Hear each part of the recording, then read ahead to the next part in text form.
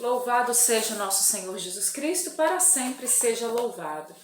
Rezemos juntos, meus irmãos, para que nós possamos então mergulhar o nosso coração na palavra de Deus nesse dia. Rezemos juntos pelo sinal da Santa Cruz, livrai-nos Deus nosso Senhor, dos nossos inimigos, no nome do Pai, do Filho e do Espírito Santo. Amém. Vinde, Espírito Santo, enchei os corações dos vossos fiéis e acendei neles o fogo do vosso amor. Enviai-nos, ó Pai, o vosso Espírito, e tudo será criado, e renovareis a face da terra.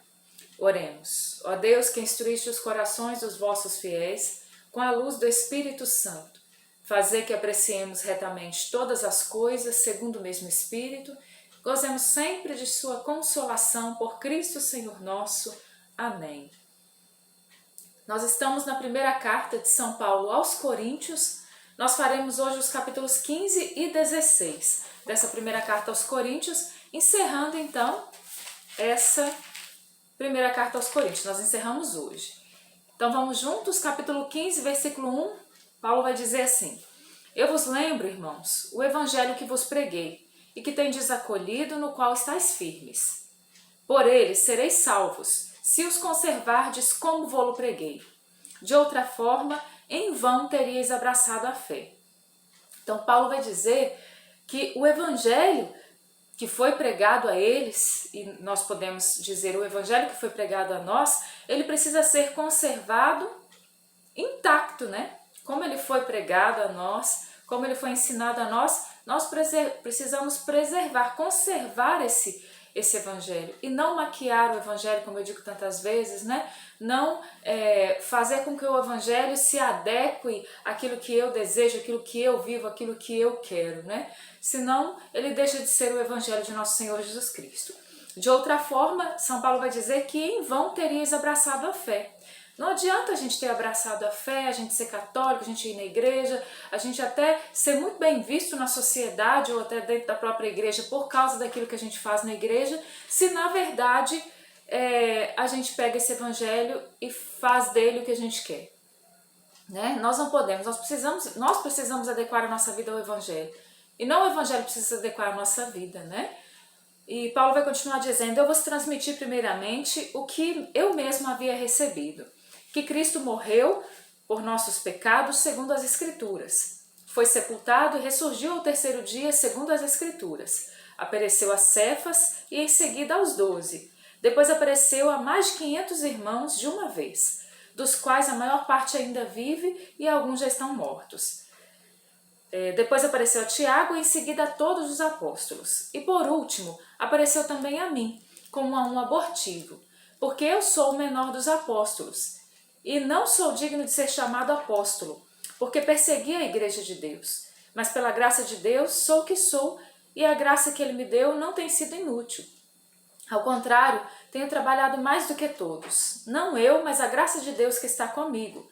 Portanto, seja eu ou sejam eles, assim pregamos e assim crestes. Então Paulo vai dizer qual foi o evangelho que foi pregado aos Coríntios, qual é o evangelho que ele prega. E ele vai falar aqui com breves palavras, testemunhando que Jesus morreu, segundo as Escrituras, foi sepultado, ressurgiu e apareceu-lhe a diversas pessoas. E ele vai se colocar como último aí da lista, dizendo que apareceu também a ele como a um abortivo.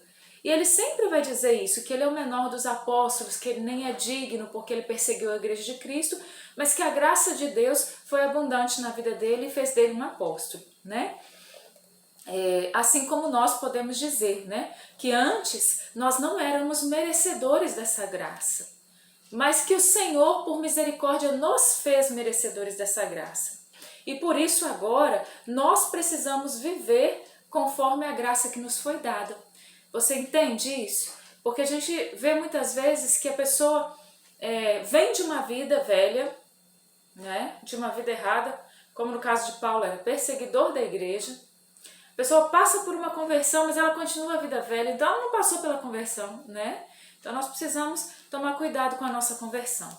Ora, se prega que Jesus ressuscitou dentre os mortos, como dizem alguns de vós que não há ressurreição dos mortos, então aquilo era uma coisa que estava acontecendo ali, estava se dizendo no meio dos coríntios por causa de toda a realidade, até mesmo religiosa deles e todo o sincretismo que ali existia, eles estavam dizendo que não havia ressurreição dos mortos.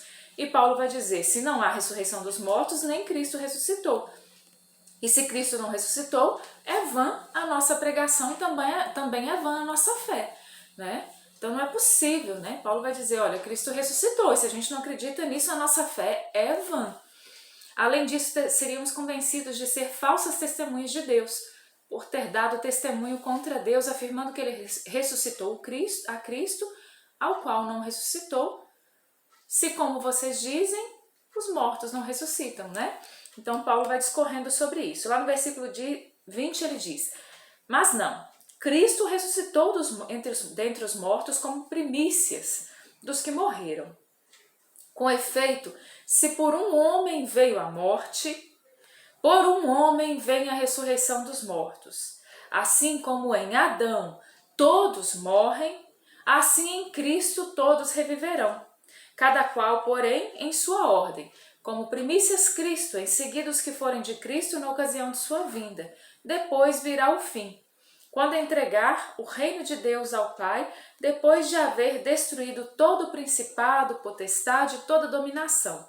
Porque é necessário que ele reine, até que ponha todos os inimigos debaixo de seus pés. O último inimigo a derrotar será a morte, porque Deus sujeitou tudo debaixo de seus pés. Mas quando ele disser que tudo lhe está sujeito, claro é que se excetua aquele que lhe sujeitou todas as coisas, e quando tudo lhe estiver sujeito, então também o próprio Filho renderá homenagens àquele que sujeitou todas as coisas, a fim de que Deus seja tudo em todos. Então aqui ele vai falar do projeto de Deus, né? Ele vai falar da vinda de Jesus, ele vai falar que então o último inimigo a ser derrotado será a morte, né?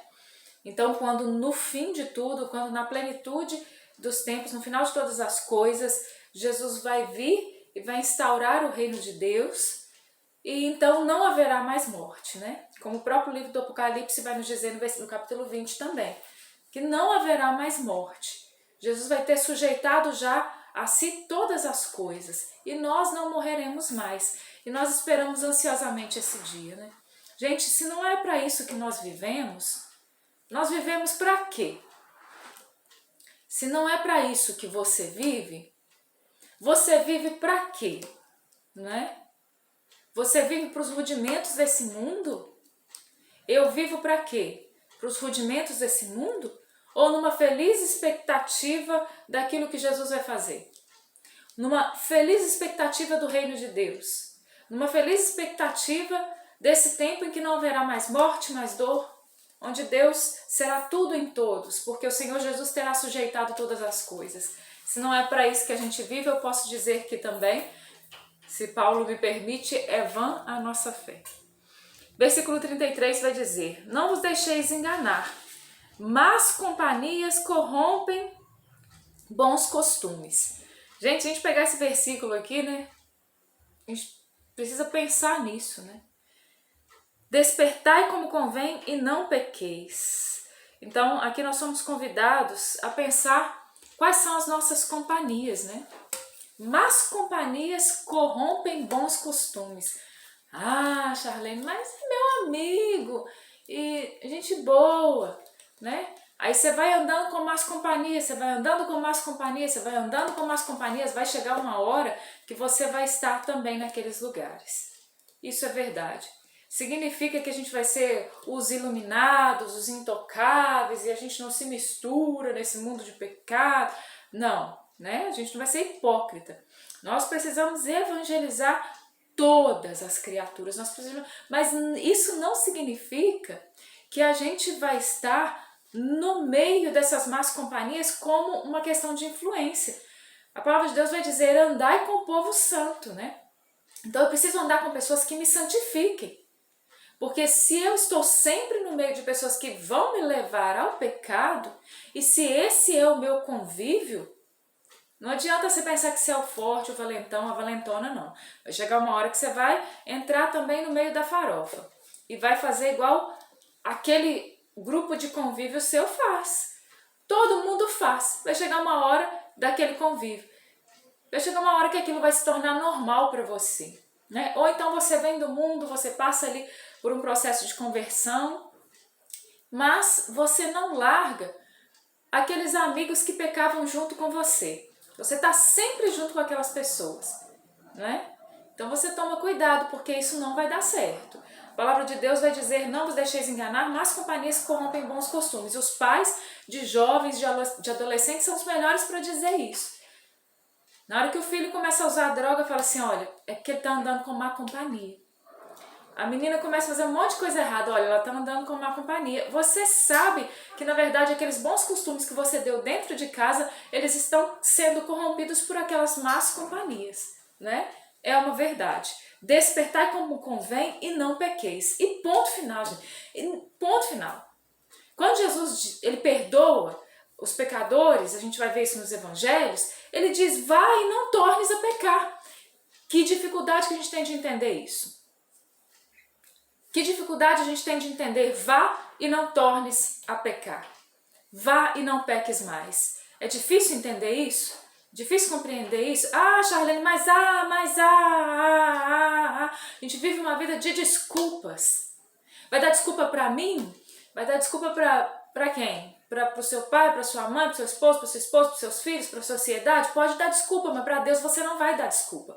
Jesus é claro quando ele diz: vai e não tornes a pecar. Paulo é claro quando ele diz: despertai como convém e não pequeis. E eu vou acariciando o meu pecado, né? Eu vou acariciando o meu pecado. Eu vou escondendo o meu pecado, né? Eu vou dormir com o meu pecado. Eu acordo com o meu pecado. Eu vou dormir com o meu pecado. Eu acordo com o meu pecado.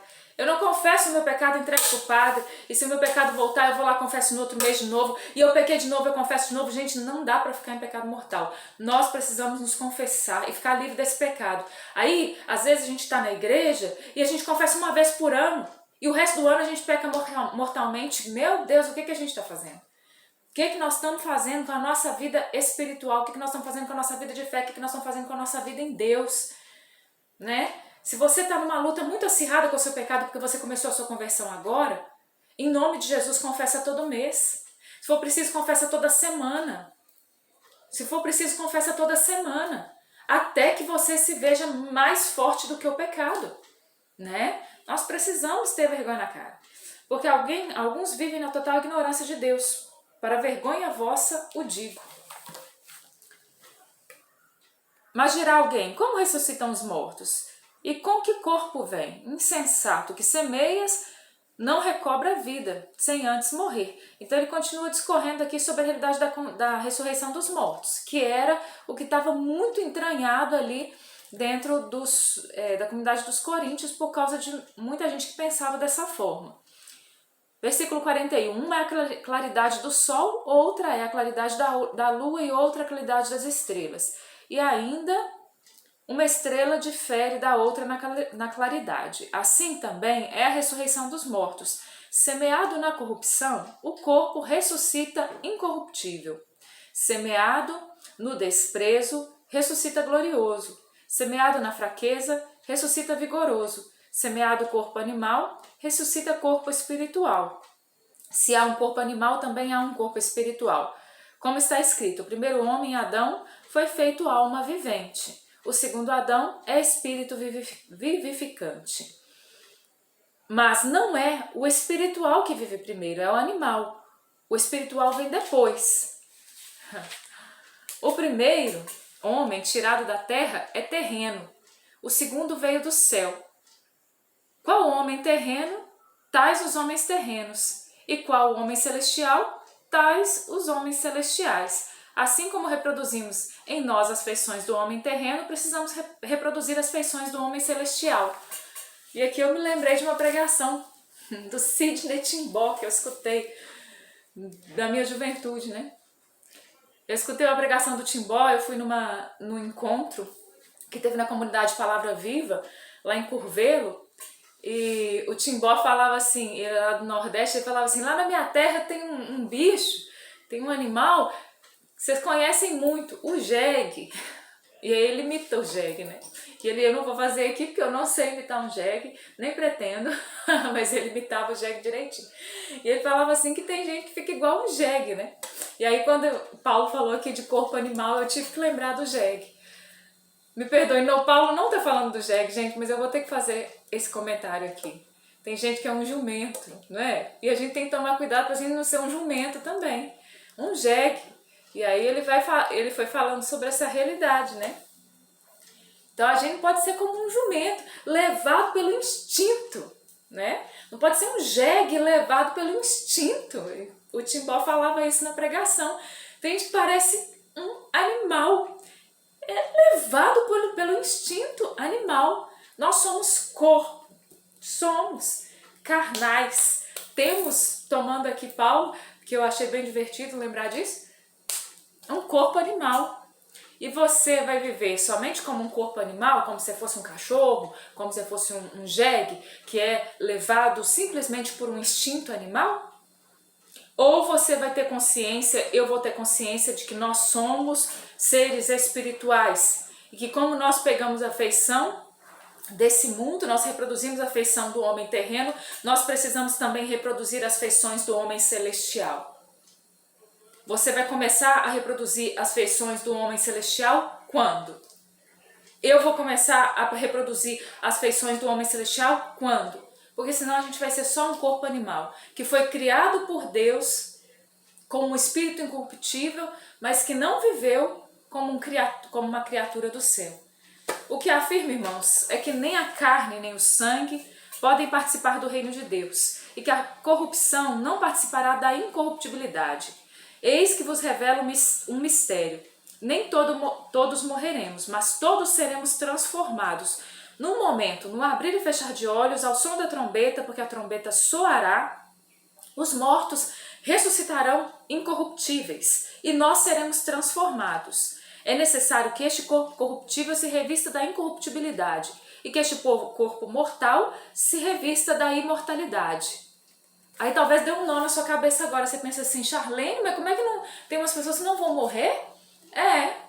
Como Paulo vai dizer assim, eis que vos revela um mistério, nem todos morreremos, mas todos seremos transformados. Quando, Charlene, que isso vai acontecer? Paulo vai dizer, quando soar a trombeta, num abrir e fechar de olhos, num piscar de olhos, Jesus voltará ao soar da trombeta. E nesse mesmo momento, Paulo vai dizer, os mortos ressuscitarão incorruptíveis. Não mais com o corpo sujeito à morte, mas com o corpo incorruptível. E nós, seres humanos, que estivermos vivos no momento em que Jesus voltar, e eu vou falar para você, eu espero de todo o coração que eu esteja viva quando Jesus voltar. Se eu aguentar ficar viva até lá, porque tá difícil, hein, gente? Se eu não morrer até lá, não ficar doente, né? Então, quando nós estivermos vivos e virmos então o Senhor Jesus voltar em glória, nós, os vivos, seremos transformados num corpo incorruptível automaticamente. Vai ser uma coisa maravilhosa, gente. A vinda de Jesus vai ser um negócio maravilhoso demais. Porque vai acontecer isso num abrir e fechar de olhos. Porque é necessário que esse corpo nosso, ele se revista, esse corpo corruptível, se revista de incorruptibilidade. Que esse corpo mortal, ele se revista de imortalidade. Vai ser necessário isso. E quando vai acontecer? Na vinda gloriosa de Jesus. Quando esse corpo corruptível estiver revestido da incorruptibilidade, e quando esse corpo mortal estiver revestido da imortalidade, então se cumprirá a palavra da Escritura. A morte foi tragada pela vitória. Onde está, ó morte, a tua vitória? Onde está, ó morte, o teu aguilhão? Ora, o aguilhão da morte é o pecado, e a força do pecado é a lei. Graças, porém, sejam dadas a Deus, que nos dá a vitória por nosso Senhor Jesus Cristo. Por consequência, meus amados irmãos, sede firmes e inabaláveis, aplicando-vos cada vez mais à obra do Senhor.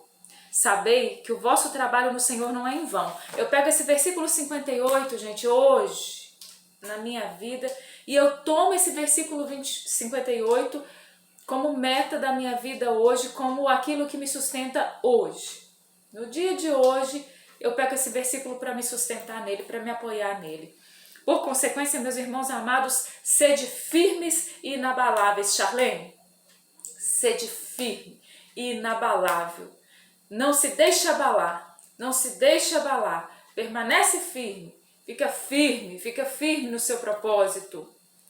Aplicando-vos cada vez mais à obra do Senhor. Se aplique à obra do Senhor, como te for possível, né? Nós gostaríamos que talvez fosse possível de uma forma muito melhor, muito mais intensa, e que a qualidade daquilo que a gente pudesse hoje dar para Deus fosse realmente muito maior.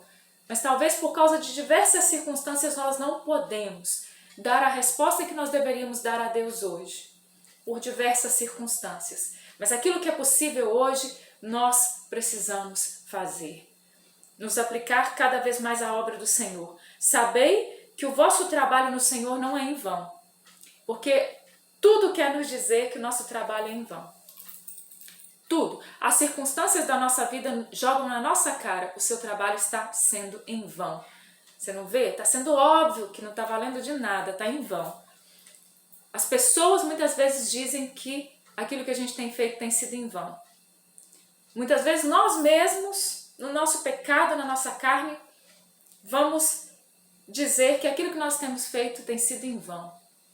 Muitas vezes, dentro da situação social na qual nós estamos inseridos, nós dizemos tem sido em vão. Mas a palavra de Deus vai dizer que nós precisamos saber que o nosso trabalho no Senhor não é em vão. Então nós vamos ver o resultado disso, gente, é lá no céu. Que aqui não está dando para ver muito resultado, muitas vezes não, né? Mas lá no céu, na hora que o Senhor Ele te der a coroa incorruptível da glória, você vai dizer assim, valeu a pena. Todo esforço, todo trabalho, toda dor, toda luta, toda lágrima, a gente vai dizer assim, ô Senhor, foi duro, Senhor, foi difícil, Senhor, foi quase impossível, Senhor, mas a sua graça me sustentou, me socorreu. E quando a gente estiver com a coroa incorruptível nas mãos, a gente vai dizer assim, valeu a pena, né?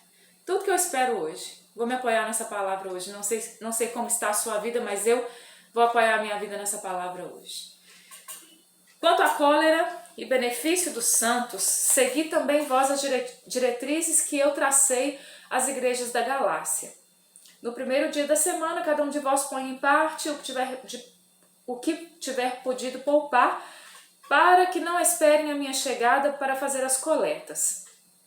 Quando chegar, enviarei com uma carta os que tiverdes escolhidos para levar a Jerusalém a vossa oferta. Então Paulo vai falar aqui daquela oferta que foi enviada pelos irmãos à igreja de Jerusalém. Por quê? Porque a igreja de Jerusalém estava passando por muitas dificuldades, né? Nós vemos aqui que as comunidades foram sendo fundadas, mas a perseguição em Jerusalém estava muito grande, muito acirrada, porque os judeus eles não aceitavam ali os cristãos, e aquilo ali foi gerando muitas situações dentro da comunidade de Jerusalém, e eles estavam realmente vivendo uma pobreza, uma miséria muito grande. E Paulo vai fazer essa coleta aos irmãos de Jerusalém, né?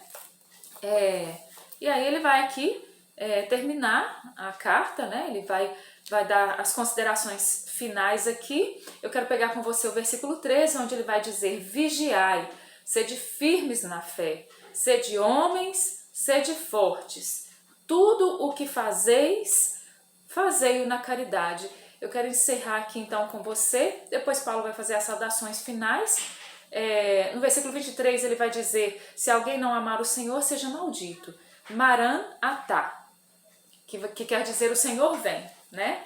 O grande clamor da igreja é Maranata, vem Senhor Jesus. E Paulo vai dizer, o Senhor vem, não tenha medo, tenha coragem, tenha ânimo, tenha fé, porque Ele virá. Não se desanime, porque Ele virá, Ele vai te dar a coroa incorruptível. Você está sofrendo? Calma, Jesus vai voltar. Você está passando por dificuldades? Calma, Jesus vai voltar. Você não aguenta mais, você não suporta mais? Respira fundo e fica firme, porque Jesus vai voltar. E nós dizemos, Maranata, vem Senhor Jesus. E para isso, o que cabe a nós é o versículo 13, vigiai. Vigiai sobre a sua conduta. Você não pode vigiar sobre a conduta dos outros, vigie sobre a sua conduta. Eu vigio sobre a minha conduta. Sede firmes na fé. firme na fé. Sede homens, sede mulheres, né? Sede homens e mulheres de Deus, firmes na fé, inabaláveis, sede fortes. Tudo o que fazeis, fazei-o na caridade. Embasa a vida no amor, não no amor romântico, não no amor babação, mas no amor de Cristo que deu a vida por nós, num amor que dá a vida, num amor que sustenta, num amor que aguenta firme. Louvado seja o nosso Senhor Jesus Cristo, para sempre seja louvado. Pai nosso que estais no céu, santificado seja o vosso nome, venha a nós o vosso reino, seja feita a vossa vontade, assim na terra como no céu. O pão nosso de cada dia nos dai hoje, perdoai-nos as nossas ofensas, assim como nós perdoamos a quem nos tem ofendido. Não nos deixeis cair em tentação, mas livrai-nos do mal. Amém. Ave Maria, cheia de graça, o Senhor é convosco. Bendita sois vós entre as mulheres, e bendito é o fruto do vosso ventre, Jesus. Santa Maria, Mãe de Deus, rogai por nós, pecadores, agora e na hora da nossa morte. Amém. Glórias ao Pai, ao Filho e ao Espírito Santo, como era no princípio, agora e sempre. Amém. Em nome do Pai, do Filho e do Espírito Santo. Amém. Louvado seja o nosso Senhor Jesus Cristo, para sempre seja louvado.